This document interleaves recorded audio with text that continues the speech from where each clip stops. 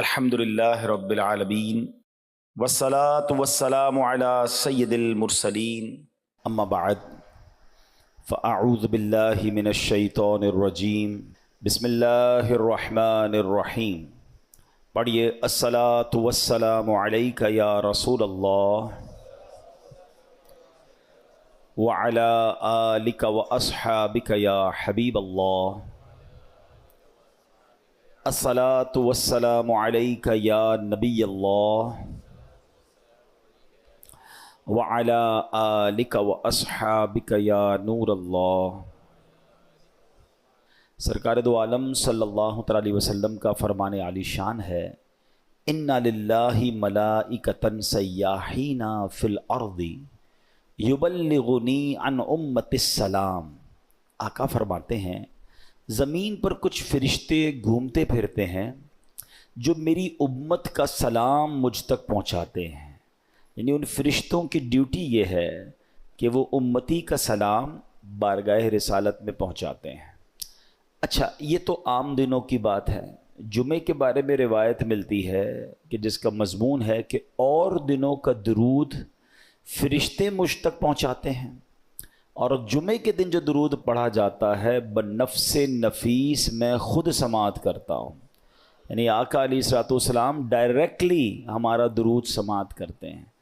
ایک اور حدیث پاک کا مضمون ہے کہ جو کوئی شخص جمعہ کے دن 200 بار درود پاک پڑھ لے اس کے 200 برس کے گناہ معاف کر دیے جاتے ہیں۔ اللہ پاک ہمیں کثرت سے درود پاک پڑھنے کی توفیق عطا فرمائے۔ آئیے مل کر محبت کے ساتھ بآواز بلند درود پاک پڑھ لیں۔ صلو علی الحبیب صلی اللہ تعالی علی محمد صلی اللہ علیہ وسلم۔ قرآن مجید فرقان حمید کی پیاری باتیں، قرآن کے پیارے احکام، قرآن جو کہ ہم سب کے لیے راہ ہدایت ہے۔ ہم کوشش کرتے ہیں کہ قرآن کریم کے حوالے سے ہی کچھ بات کیا کریں، کچھ آیتوں کو سمجھا کریں اور اللہ کے پیغام کو سمجھا کریں۔ قرآن مجید ایک ایسی کتاب ہے جو ہمارے لیے راہ نجات بھی ہے، راہ ہدایت بھی ہے، گائیڈ لائن بھی ہے، اور وہ باتیں جو ہم اپنی عقل سے، اپنے یوں سمجھیے کہ جو اسباب ہیں اس سے جہاں تک رسائی نہیں ہوتی، قرآن اس سے آگے کی رہنمائی عطا فرماتا ہے۔ اب بعض اوقات قرآن کی کچھ باتیں ہیں جو اگر لوگ عقل سے چیک کرتے ہیں تو کنفیوز ہو جاتے ہیں، لیکن دیکھیں ہماری عقل محدود ہے۔ اب مثال کے طور پہ کوئی پہلی دوسری کلاس کا طالب علم ہو، اس کو آپ ڈاکٹروں کی کتاب پکڑا دیں، MBBS کی بک پکڑا دیں تو اس کو تو سمجھ نہیں آئے گی، ٹھیک ہے نا، کیونکہ اس کی عقل اس کتاب کے متعلق نہیں ہے۔ قرآن سمجھنا، اس کو بیان کرنا، یہ بڑے بڑے علماء کا کام ہے۔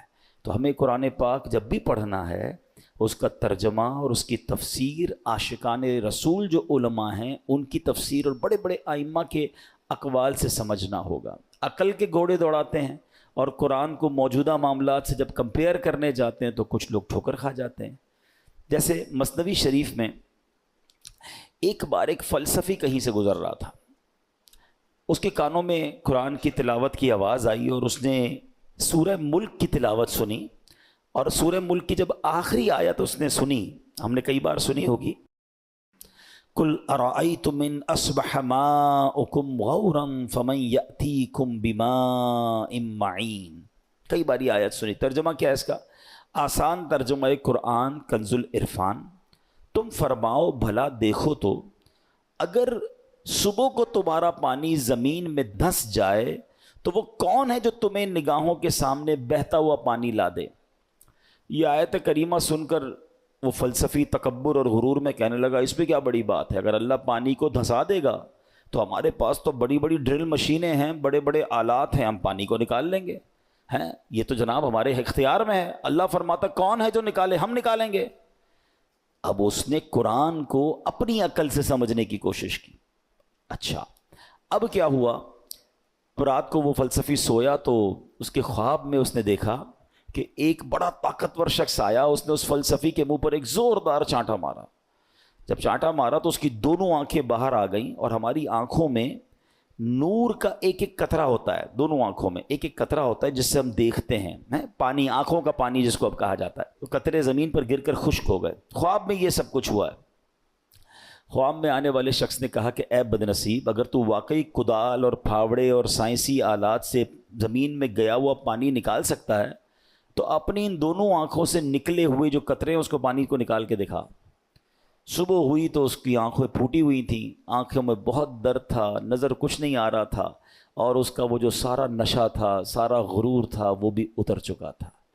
کہ ہر چیز اپنے دماغ سے فیصلہ نہیں کی جاتی، اللہ کے احکام ہیں تو ہمارا کام اس پر عمل کرنا ہے، اس پر یقین کرنا ہے، اسے فالو کرنا ہے۔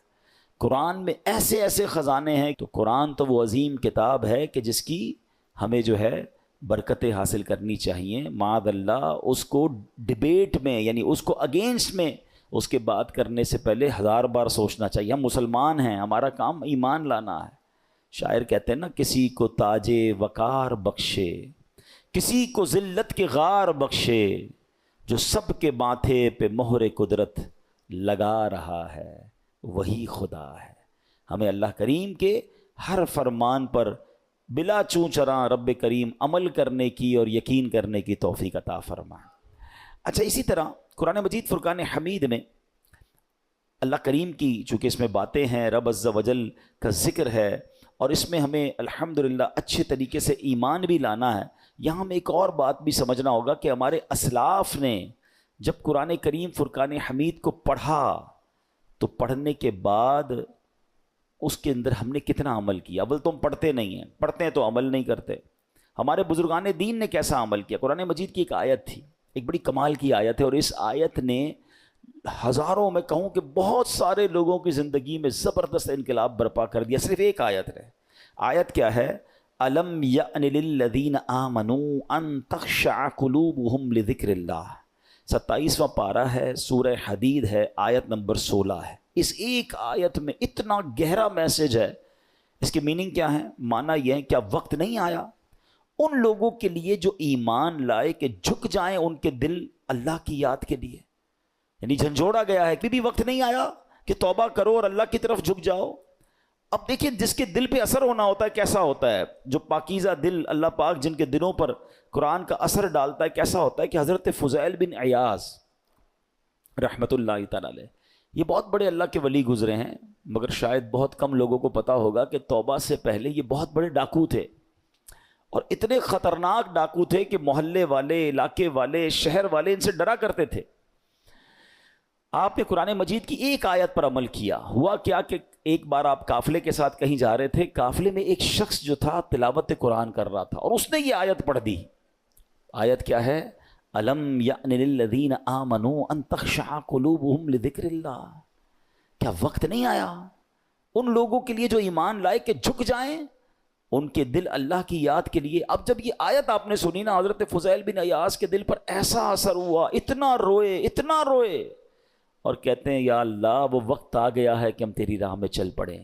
آپ رحمت اللہ تعالی علیہ زاروں کے تار رونے لگے، اس کے تقاضے پورے کیے، لوگوں کا لوٹا ہوا مال واپس کیا، اور اپنے سارے جو ڈاکوؤں کا گروپ تھا کہہ دیا کہ میں نے توبہ کر لی ہے، اب میں اللہ کی نافرمانی نہیں کروں گا۔ ڈاکوؤں کے قافلے والوں نے کہا کہ سردار، اب ڈکیتی میں بھی ہمارے سردار تھے، اب توبہ کر لی تو اس میں بھی آپ ہمارے سردار ہیں۔ پورے قافلے نے توبہ کی، اللہ کی یاد میں لگ گئے، علم دین سیکھا، عبادت و ریاضت میں مصروف ہوئے۔ اللہ اکبر۔ پھر اللہ نے آپ کو ولایت کا ایسا مقام عطا کیا کہ ایک مرتبہ منا میں ایک پہاڑ پر موجود تھے، آپ نے فرمایا اگر کوئی ولی اللہ اس پہاڑ کو حکم دے کہ ایک پہاڑ لمبا ہو جا تو فوراً لمبا ہو جائے گا۔ بس اتنا کہنے کی دیر تھی کہ پہاڑ نے لمبا ہونا شروع کر دیا۔ آپ نے فرمایا پہاڑ رک جا، میں نے تجھے حکم نہیں دیا ہے۔ یہ سنتے ہی وہ ٹھہر گیا۔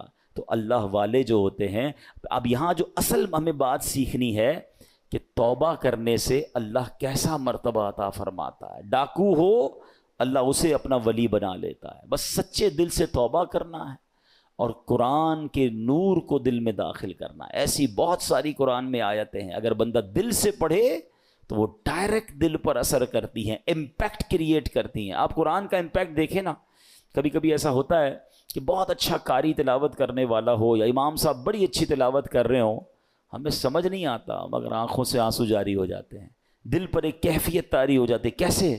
بات تو سمجھ نہیں آ رہی ہے۔ یہ وہ قرآن کا نور ہے، یہ وہ قرآن کی برکت ہے۔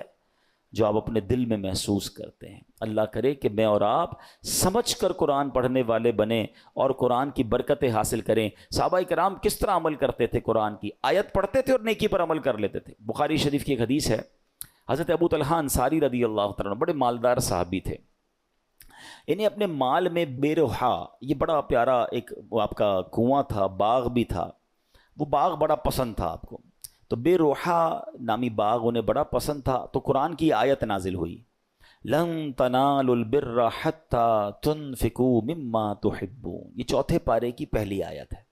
اب دیکھیں اس ایک آیت میں میسج کتنا ہے، 6600 سے زیادہ آیتوں میں کیا کیا خزانے ہوں گے۔ میں نے آپ کو ابھی ایک آیت سنائی جس نے حضرت فضیل بن عیاض کو بدل دیا، ابھی ایک آیت سنائیے چوتھے پارے کی پہلی آیت، ترجمہ کیا ہے اس کا؟ تم ہرگز بھلائی کو نہیں پا سکو گے جب تک راہ خدا میں اپنی پیاری چیز خرچ نہ کرو۔ کیا شاندار میسج ہے، اگر بھلائی چاہیے تو اللہ کی راہ میں بیسٹ خرچ کرنا ہے، گھٹیا نہیں۔ اچھا انہوں نے پڑھی یہ آیت، ابھی نازل ہوئی، ابھی پڑھی، فوراً نبی پاک کی بارگاہ میں حاضر ہوئے، کہتے حضور بے روحا جو ہے نا باغ مجھے بڑا پسند ہے، اللہ نے فرمایا ہے بھلائی جب ملے گی جب بہترین چیز خرچ کرو گے، حضور میں اپنا یہ پورا باغ ہی راہ خدا میں خرچ کرتا ہوں، صدقہ کرتا ہوں۔ ادھر آیت پڑھی، ادھر عمل شروع۔ ہم نہ جانے کتنے بیان سنتے ہیں، کتنی آیتیں پڑھتے ہیں، کتنا قرآن پڑھتے ہیں، عمل کدھر ہے؟ تو یہ وہ لوگ تھے جو قرآن پڑھتے تھے اور فوراً اس پر عمل کرنا شروع کرتے تھے، اور پھر اللہ نے ان کو کیسا مرتبہ عطا فرمایا۔ اے میرے پیارے اسلامی بھائیوں، قرآن سے محبت کیجئے، قرآن سے دوستی کیجئے۔ حدیث پاک میں آتا ہے جس کا مضمون ہے وہ دل ویران ہے جس میں کچھ قرآن نہیں ہے۔ ہم چیک کریں ہمارے سینوں میں کتنا قرآن ہے۔ میں آج آپ کو ایک ایسی روایت سنانے جا رہا ہوں کہ جب بھی پڑھتے ہیں نا یا اس کو سنتے ہیں، کہتے ہیں نا وہ رونگٹے کھڑے ہو جاتے ہیں۔ یہ تورات شریف میں روایت ہے کہ اللہ پاک ارشاد فرماتا ہے، اے میرے بندے کیا تجھے مجھ سے حیا نہیں آتی کہ تو راستے میں چل رہا ہوتا ہے، تیرے پاس اپنے کسی بھائی کا خط آتا ہے تو راستے سے ہٹ جاتا ہے، بیٹھ کر اس کے ایک ایک حرف کو غور سے پڑھتا، یہاں تک کہ اس کا کوئی لفظ نہیں چھوڑتا، جبکہ میری کتاب میں نے تیری طرف نازل کی۔ دیکھ اس میں تیرے لیے کتنی تفصیل ہے، میں نے کتنی بار تجھے سمجھایا تاکہ تو اس پہ غور کرے، پھر بھی تو اس سے منہ پھیرتا ہے۔ کیا میرا مرتبہ تیرے نزدیک تیرے بھائیوں سے بھی کم ہے؟ اب آج کے دور میں ذرا سمجھیے گا، ہم کہیں جائے بلکہ نماز پڑھ رہے ہو، ابھی مسجد میں ہمارے موبائل پر میسج آیا، میسج آنے کی ٹیون آئے، بیل بجے، واٹس ایپ آیا ہے، پتہ چل گیا ہے، اب دل میں خیال آنا شروع ہوگا، پتہ نہیں کس کا ہوگا، کیا لکھا ہوگا، کیا پیغام ہوگا، جلدی سے موبائل نکالو چیک کرو مس نہ ہو جائے، کال آئی ہے فوراً دیکھیں گے کس کی آئی ہے۔ غور کیجئے، اللہ فرما رہا ہے کتنی حقیقت بات ہے کہ ہم مسجد میں، نماز میں، سفر میں، ٹریول میں میسج آئے چھوڑتے نہیں۔ یہی تو بات تورات میں فرمائی نا کہ تیرے بھائی کا تیرے پاس خط آیا، پیغام آیا تو اس راستے سے رک جاتا ہے، ایک ایک حرف بغور پڑتا ہے، اور میں نے جو تجھ پر کتاب نازل کی تیرے پاس اس کے لیے ٹائم نہیں ہے۔ کتنی ہدایت کی باتیں ہیں، کتنا تجھے اس میں سمجھایا ہے، کتنا تجھے بتایا ہے۔ پھر اگلا جملہ جو آخری جملہ ہے نا وہ ہلا دیتا ہے کہ رب فرماتا ہے کہ میرا مرتبہ تیرے نزدیک تیرے بھائیوں سے بھی کم ہے، ہماری فیملی سے بھی کم ہمارے پاس اللہ کا مرتبہ ہو گیا۔ معاذ اللہ، فیملی کا میسج مس نہیں کرتے، باس کا میسج مس نہیں کرتے، دوستوں کا میسج مس نہیں کرتے، رات کو آدھی رات کو اٹھ کر بھی موبائل چیک کرتے ہیں۔ قرآن بھی تو میسج ہے نا، اور اللہ کا میسج ہے، راہ نجات ہے، راہ ہدایت ہے، کتنے خزانے ہیں ہمارے لیے۔ اچھا میں اور آپ واٹس ایپ پڑھیں، ہر واٹس ایپ پڑھنے کا تو ثواب نہیں نا، قرآن جتنا پڑھے ثواب ہے، ہر لفظ پر ثواب ہے، اور برکتیں کیسی ہیں، اللہ اکبر اللہ اکبر۔ ایک صحابی ہیں حضرت ثابت بن قیس، ان کا گھر جو ہے رات کے وقت ان کا گھر ایسے چمکتا تھا جیسے روشن چراغ چمکتا ہے، اس زمانے میں تو بجلی کا انتظام نہیں تھا، تو لوگوں نے نبی پاک سے تذکرہ کیا کہ حضور ثابت بن قیس کا گھر پورے محلے میں چمکتا رہتا ہے چراغ کی طرح۔ تو نبی پاک نے پتہ کیا فرمایا، ثابت بن قیس ضرور رات کو سورہ بقرہ کی تلاوت کرتے ہوں گے۔ صحابہ نے آ کے پوچھا کیا ایسا ہی ہے؟ کہتے ہیں ہاں میں روز رات کو سورہ بقرہ کی تلاوت کرتا ہوں۔ یعنی اب غور کریں کہ قرآن پڑھنے پر ثواب، برکتوں کا نزول، فرشتوں کا نزول، ہدایت الگ مل رہی ہے, گائیڈنس الگ مل رہی ہے, but we have no time to read Quran and have no time to